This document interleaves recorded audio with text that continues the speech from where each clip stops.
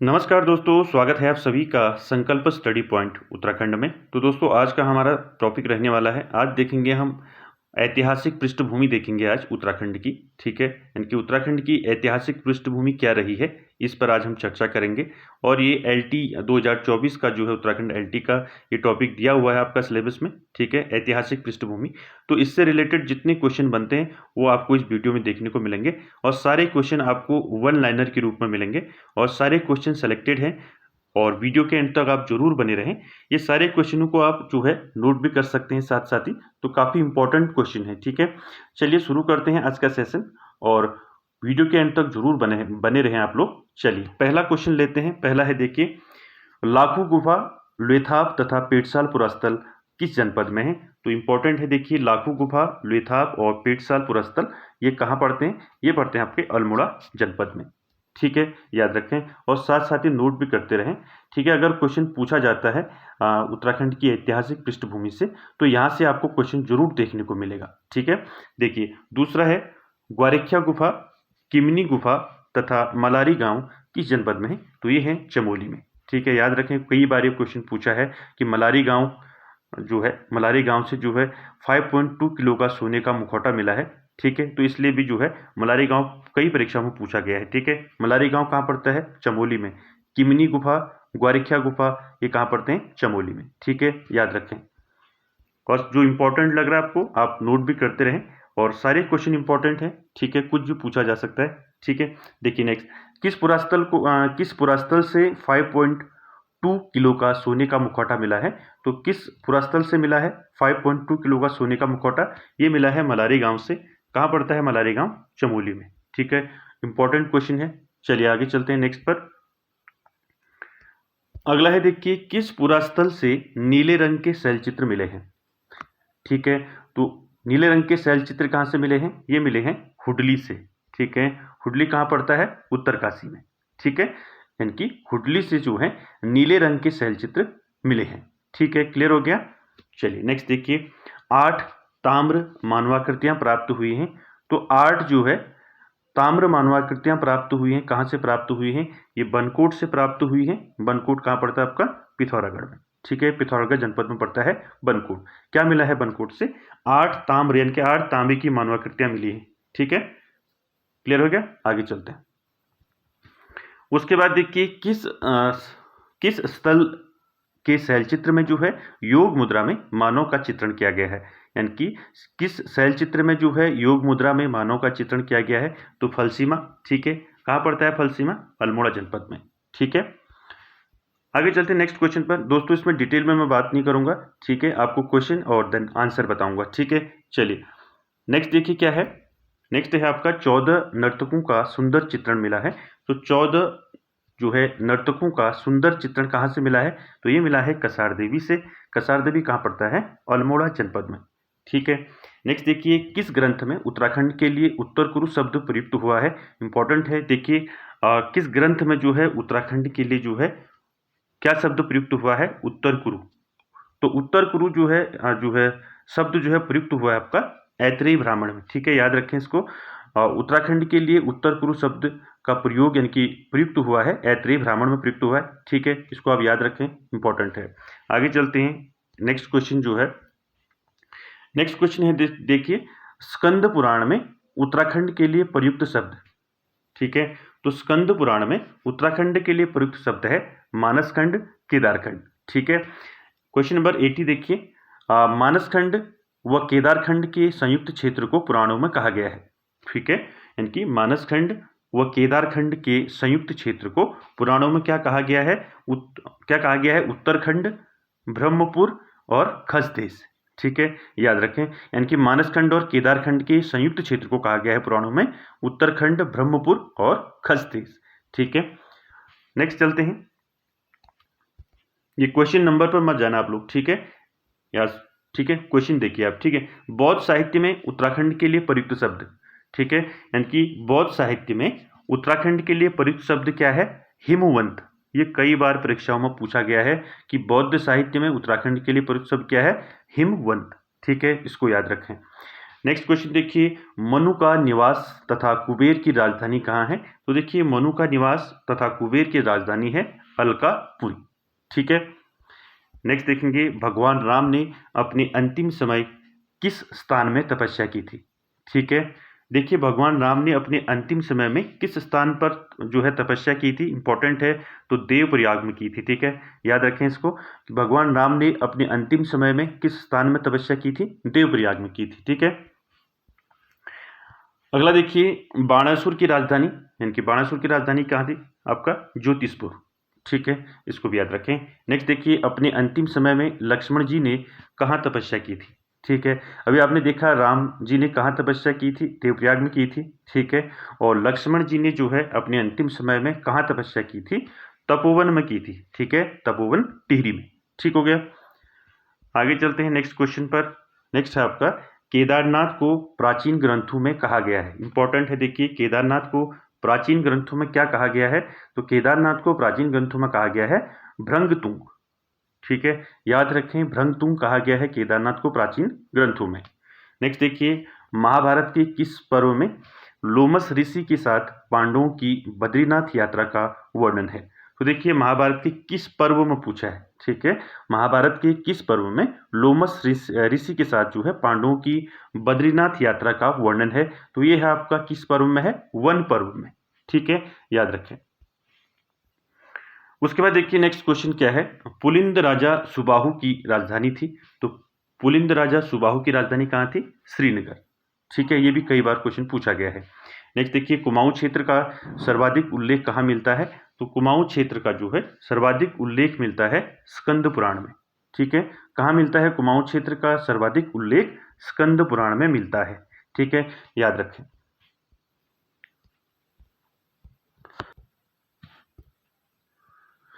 Next देखिए, कुमाऊं क्षेत्र में बौद्ध धर्म का प्रचार हुआ।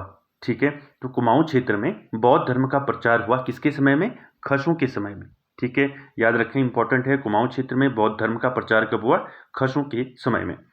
नेक्स्ट देखिए, अल्मोड़ा की मुद्राओं में जिन कुड़िंद शासकों का नाम है वे हैं, देखिए हरदत्त, शिवदत्त, गोमित्र और आसिक। ठीक है, याद रखें, इंपॉर्टेंट है, ये क्वेश्चन कई बार पूछा गया है। ठीक है, इसको आप याद रखेंगे। अल्मोड़ा की मुद्राओं में जिन कुड़िंद शासकों का नाम है वो हैं आपके हरदत्त, शिवदत्त, गोमित्र और आसिक। ठीक है, क्लियर हो गया। आगे चलते हैं। अगला क्वेश्चन है आपका, राज्य में अशोककालीन शिलालेख प्राप्त हुआ है। तो उत्तराखंड में अशोककालीन शिलालेख कहाँ प्राप्त हुए हैं? कालसी में। ठीक है, कालसी कहाँ पड़ता है? आपका देहरादून में। ठीक है, याद रखें, जो कालसी अभिलेख है इसकी तिथि की बात करें तो 257 ईस्वी पूर्व की तिथि है इस अभिलेख की। ये भी पूछा जाता है कई बार। ठीक है, 257 ईस्वी पूर्व, इसको याद रखें। बात करें कालसी अभिलेख की, तो कालसी अभिलेख की भाषा अगर पूछी जाती है तो किस भाषा में लिखा गया है? तो प्राकृत भाषा में लिखा गया है। और लिपि की बात करें तो ब्राह्मी लिपि में लिखा गया है इस अभिलेख को। ठीक है, सम्राट अशोक का शिलालेख है। ठीक है, इसको याद रखें, यहाँ से आपका क्वेश्चन बन सकता है। ठीक है, कुछ भी पूछ सकता है आपका। अशोककालीन शिलालेख जो कालसी है इसका तिथि पूछ सकता है, भाषा पूछ सकता है, लिपि पूछ सकता है। ठीक है, इसको भी आप याद रखेंगे। ठीक है, देखिए नेक्स्ट, लाखा मंडल से प्राप्त शिलालेख किसके मिले हैं? देखिए लाखा मंडल आपका देहरादून से जो है प्राप्त शिलालेख हैं राजकुमारी ईश्वरा का अभिलेख मिला है लाखा मंडल से। ठीक है, इसको याद रखें। उसके बाद देखिए नेक्स्ट, त्रिशूल लेख जो है प्राप्त हुआ है। तो त्रिशूल लेख प्राप्त हुआ है बाड़ाहाट और गोपेश्वर से। ठीक है, याद रखें। उसके बाद देखिए, उत्तराखंड पर शासन करने वाली प्रथम राजनीतिक शक्ति थी। ये क्वेश्चन कई बार पूछा है उत्तराखंड के एग्जाम में। ठीक है, देखिए उत्तराखंड पर शासन करने वाली प्रथम राजनीतिक शक्ति कौन सी थी? वो थी कुड़िंद शासक। ठीक है, याद रखें, कुड़िंद शासक। उसके बाद देखिए, किस अभिलेख से पता चलता है कि कुड़िंद जो है मौर्यों के अधीन थे? ठीक है, अभी बात की हमने ऊपर। ठीक है, किस अभिलेख से पता चलता है कि जो कुड़िंद थे वो मौर्यों के अधीन थे? तो ये आपका किस अभिलेख से पता चलता है? कालसी अभिलेख से। ठीक है, कहाँ है कालसी अभिलेख? आपका देहरादून में। ठीक है, नेक्स्ट चलते हैं। तो नेक्स्ट क्वेश्चन है, उत्तराखंड के किस राजवंश को प्रथम ऐतिहासिक राजवंश माना जाता है? देखिए उत्तराखंड के किस राजवंश को प्रथम ऐतिहासिक राजवंश माना जाता है? ये क्वेश्चन भी कई बार परीक्षाओं में पूछा जा चुका है। ठीक है, तो उत्तराखंड के किस राजवंश को प्रथम ऐतिहासिक राजवंश मानते हैं? कार्तिकेयपुर या कत्यूरी राजवंश को। ठीक है, एक ही नाम है। ठीक है, कत्यूरी राजवंश को ही कार्तिकेयपुर राजवंश कहते हैं। ठीक है, इसको आप याद रखें। ठीक है, उसके बाद देखिए नेक्स्ट, कार्तिकेयपुर राजवंश के अभिलेखों की लिपि क्या है। ठीक है, ये देखिए कार्तिकेयपुर राजवंश के अभिलेखों की लिपि क्या है, कुटिला। कौन सी लिपि है, कुटिला लिपि, याद रखें इसको। ठीक है, नेक्स्ट देखेंगे, नेक्स्ट क्वेश्चन, कार्तिकेयपुर राजवंश का प्रथम शासक या राजा कौन था। ठीक है, तो कार्तिकेयपुर राजवंश या कत्यूरी राजवंश का प्रथम शासक या राजा कौन था, तो आप सभी जानते हैं कौन था, बसंत देव। ठीक है, याद रखें, कार्तिकेयपुर राजवंश कहें या कत्यूरी राजवंश कहें, तो इसका प्रथम शासक कौन था, बसंत देव। याद रखें इसको, कई बार पूछा है ये क्वेश्चन। उसके बाद देखिए, निम्बर वंश का वह कौन सा शासक था जिसने समस्त उत्तराखंड को एक सूत्र में बांधना चाहा। इंपॉर्टेंट क्वेश्चन है, देखिए निम्बर वंश का शासक बताना है। ठीक है, जिसने समस्त उत्तराखंड को एक सूत्र में बांधने का प्रयास किया। कौन था निम्बर वंश का शासक, ईस्ट गणदेव। ठीक है, नाम याद रखें, ईस्ट गणदेव। ठीक है, आगे चलते हैं नेक्स्ट क्वेश्चन पर। नेक्स्ट क्वेश्चन है, देखिए जागेश्वर में किस शासक ने नवदुर्गा, महिषामर्दिनी, लोकुलिस तथा नटराज आदि मंदिरों का निर्माण किया। तो जागेश्वर मंदिर आप सभी जानते होंगे, अल्मोड़ा जनपद में पड़ता है। ठीक है, यहाँ पर जो है किस शासक ने नवदुर्गा, महिषामर्दिनी, लोकुलिस तथा नटराज आदि मंदिरों का निर्माण किया। तो राइट आंसर क्या रहेगा, ईस्ट गणदेव, जिसने समस्त उत्तराखंड को एक सूत्र में बांधने का प्रयास किया। ठीक है, तो इसी ने जो है जागेश्वर में नवदुर्गा, महिषामर्दिनी, लोकुलिस तथा नटराज आदि मंदिरों का निर्माण कराया था। ठीक है, नेक्स्ट क्वेश्चन देखिए, पांडुकेश्वर ताम्रपत्र में किस शासक को कलिकलंक पंख में मग्न धरती के उद्धार के लिए बरावतार बताया गया है। इंपॉर्टेंट क्वेश्चन है। ठीक है, तो पांडुकेश्वर ताम्रपत्र में किस शासक को कहा गया है, कलिकलंक पंख में जो है मग्न धरती के उद्धार के लिए बरावतार, किसको बताया गया है, ललित सूरदेव को। ठीक है, किसको बताया गया है, ललित सूरदेव को। क्लियर हो गया, आगे चलते हैं। अगला क्वेश्चन है, बैजनाथ में मंदिरों का निर्माण कराया था। तो बैजनाथ आपका बागेश्वर जनपद में पड़ता है। बैजनाथ में मंदिरों का निर्माण कराया था किसने, भूदेव ने। किसने कराया था, भूदेव ने। ठीक है, उसके बाद देखिए, आदिगुरु शंकराचार्य का उत्तराखंड में पदार्पण हुआ। तो शंकराचार्य, आदिगुरु शंकराचार्य का उत्तराखंड में कब पदार्पण हुआ, कार्तिकेयपुर शासकों के काल में, यानी कि कत्यूरी जो शासक थे उनके काल में। ठीक है, जो कत्यूरी शासन था तब जो है आदि गुरु शंकराचार्य उत्तराखंड में उनका पदार्पण हुआ था। ठीक है, नेक्स्ट देखिए, आदि गुरु शंकराचार्य ने 820 ईस्वी में अपने शरीर का त्याग किया था।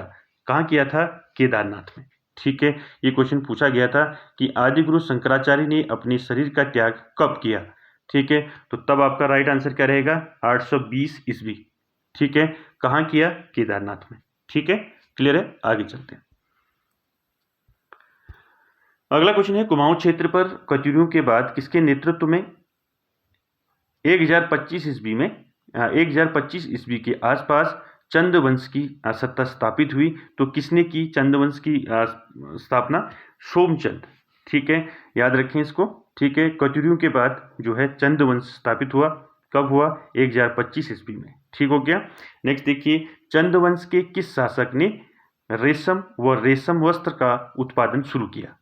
बताइए, चंद्रवंश का जो है कौन सा शासक था जिसने रेशम व रेशम वस्त्र का उत्पादन शुरू किया था, तो वो था आपका इंद्रचंद। ठीक है, कौन था, इंद्रचंद। आगे चलते हैं, नेक्स्ट क्वेश्चन है आपका, देखिए 1562 ईस्वी में चंदों की राजधानी रही। देखिए 1562 ईस्वी तक जो है चंद्रवंश की राजधानी कहाँ थी, चंपावत थी।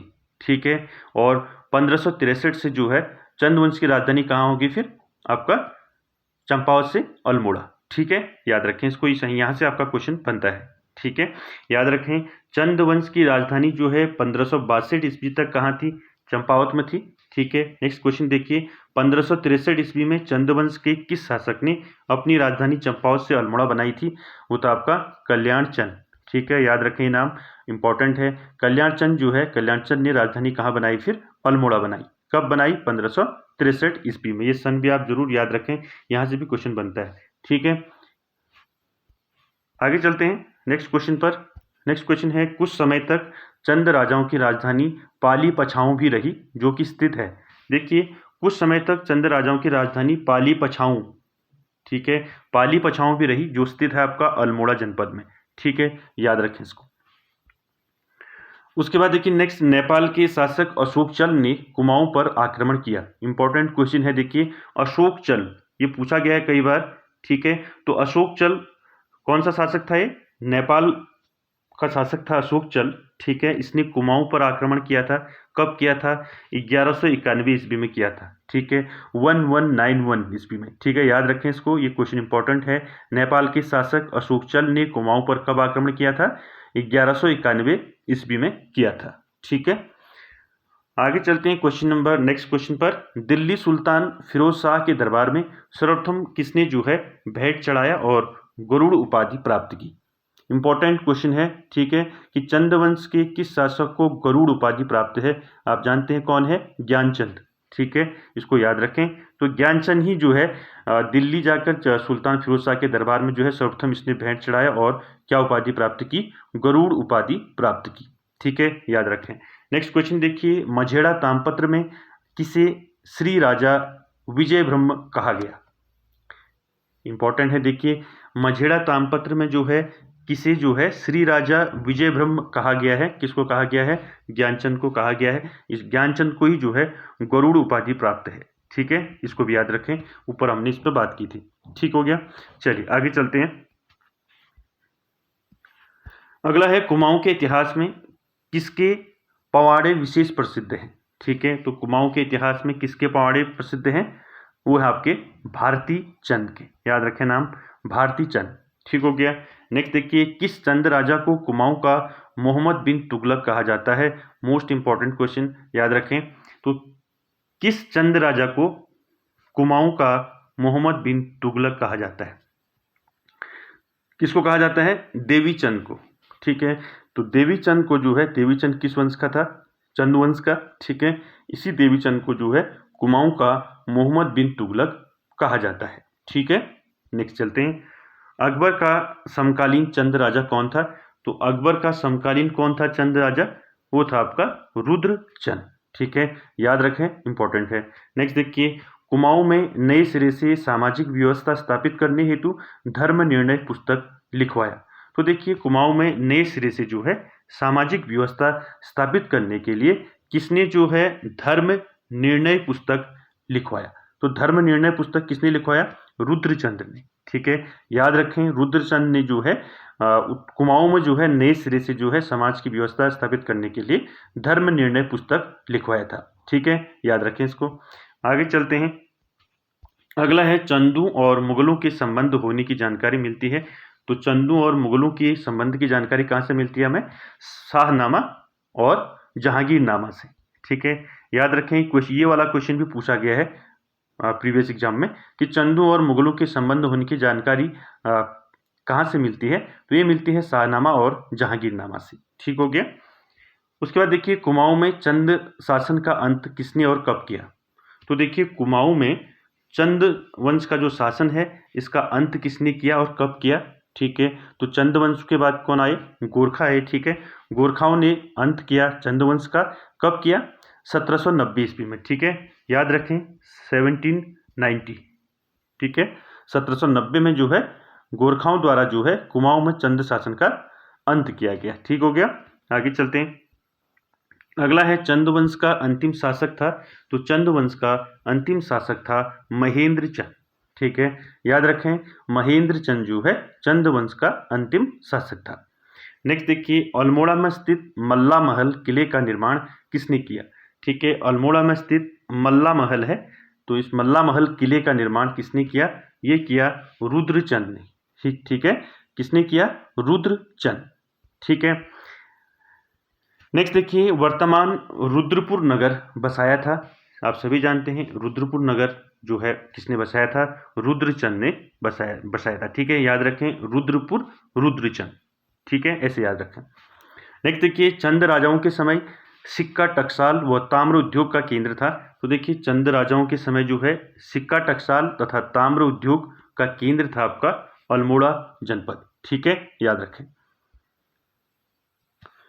नेक्स्ट क्वेश्चन देखिए, कुमाऊं में ग्राम प्रधान की नियुक्ति और भूमि निर्धारण प्रणाली शुरू की। इंपॉर्टेंट क्वेश्चन है। तो कुमाऊं में जो है ग्राम प्रधान की नियुक्ति और भूमि निर्धारण प्रणाली जो है किसने शुरू की? ये की चंद राजाओं ने ही इसको शुरू किया था। ठीक है, यानी कि गाँव में एक ग्राम प्रधान और भूमि निर्धारण का जो ये प्रणाली है ये किसने शुरू की? चंद राजाओं ने इसको शुरू किया था। ठीक है, नेक्स्ट देखिए, अल्मोड़ा में लाल मंडी किला, जिसको फोर्ट मोयरा भी कहते हैं, इसका निर्माण कराया था, किसने कराया? ठीक है, पहला क्वेश्चन तो ये हो गया आपका कि लाल मंडी किला या फोर्ट मोयरा कहाँ है? ये है अल्मोड़ा में। ठीक है, कहाँ है? अल्मोड़ा जनपद में।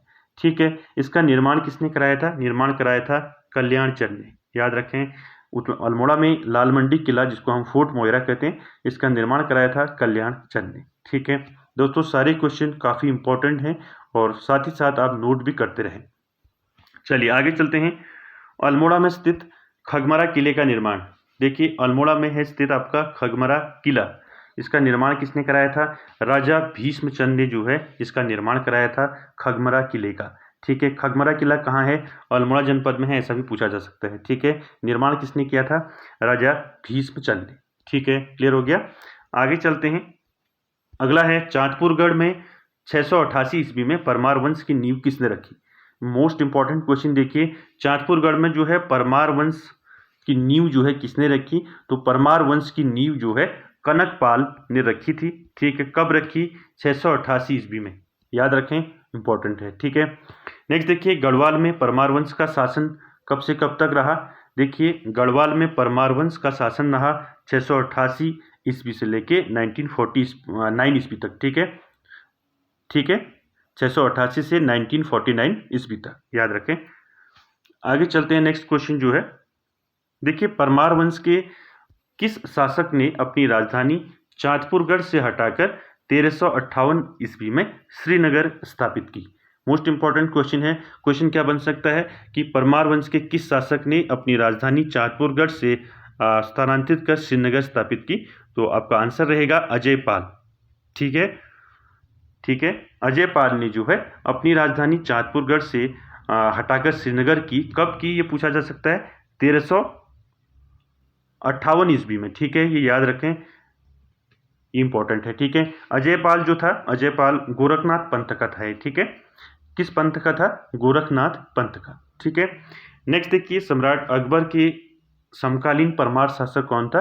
तो अकबर का समकालीन जो परमार शासक था वो था सहजपाल। ठीक है, कौन था? सहजपाल।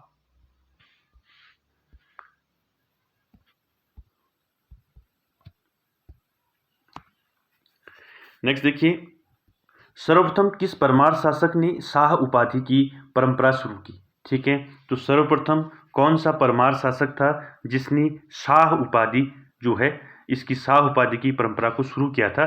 तो था आपका बलभद्र शाह।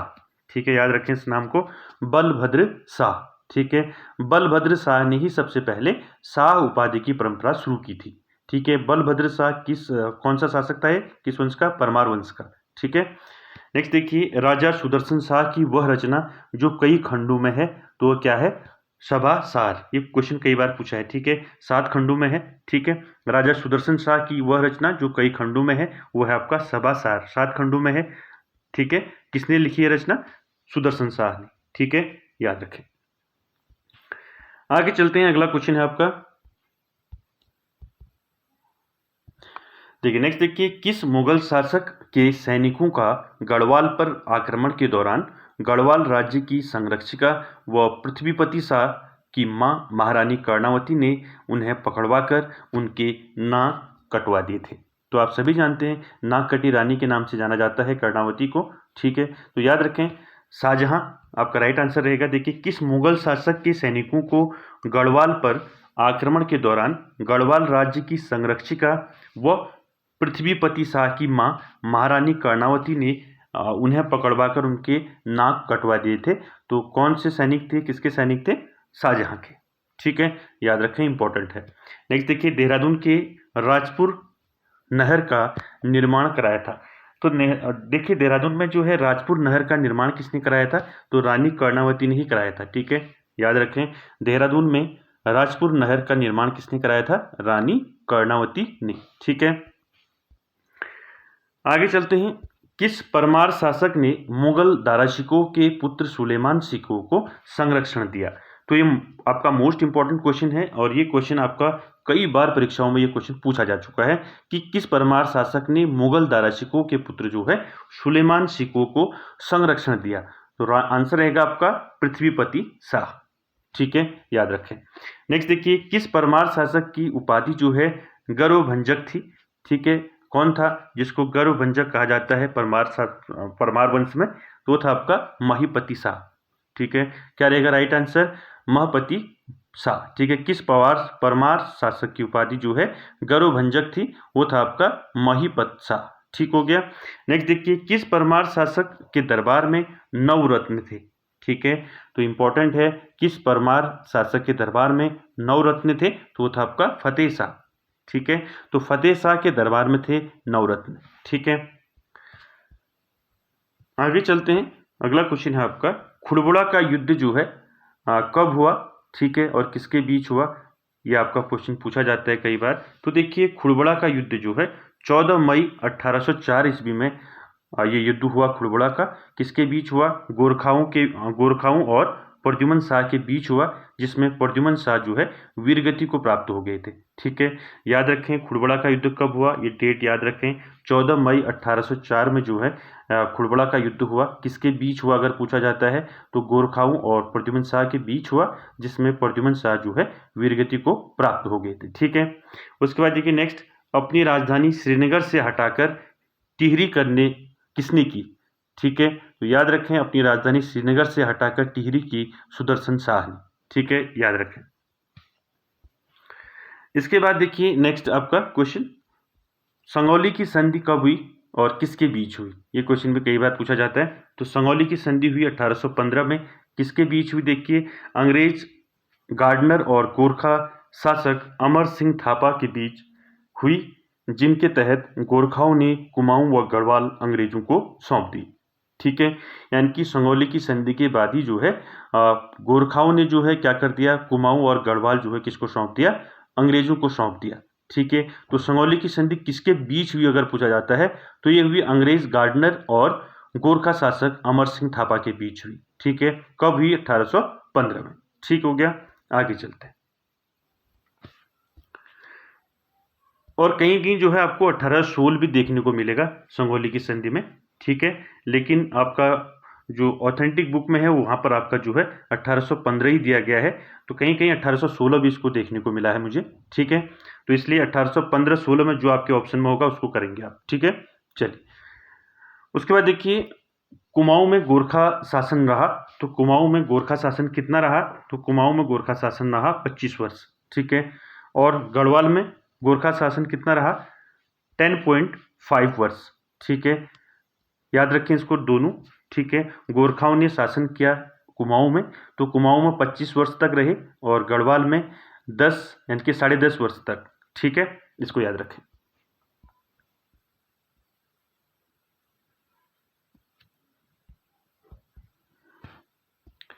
अगला देखिए, टिहरी रियासत को छोड़कर संपूर्ण उत्तराखंड को अंग्रेजों ने उत्तर पूर्वी प्रांत का हिस्सा बना दिया और इस क्षेत्र के लिए प्रथम कमिश्नर नियुक्त किए गए कर्नल आपका गार्डनर। ठीक है, कब नियुक्त किए गए? 1815 में, जब आपका संगौली की संधि हुई थी। ठीक है, उसके बाद जो है टिहरी रियासत को छोड़कर संपूर्ण उत्तराखंड को जो है अंग्रेजों ने उत्तर पूर्वी प्रांत का हिस्सा बना दिया और इस क्षेत्र के लिए उन्होंने किसको नियुक्त किया? प्रथम कमिश्नर कर्नल गार्डनर को, ई गार्डनर। ठीक है, 1815 में। ठीक हो गया। नेक्स्ट देखिए, ब्रिटिश उत्तरांचल को संयुक्त प्रांत आगरा एवं अवध का अंग बनाया गया। कब बनाया गया? 1902 ईस्वी में। ठीक है, याद रखें। तो दोस्तों, ये थे कुछ महत्वपूर्ण क्वेश्चन उत्तराखंड की ऐतिहासिक जो पृष्ठभूमि है उससे। तो आई होप आपको समझ में आया होगा और वीडियो कैसी लगी कमेंट बॉक्स में जरूर कमेंट करें। Thank you very much.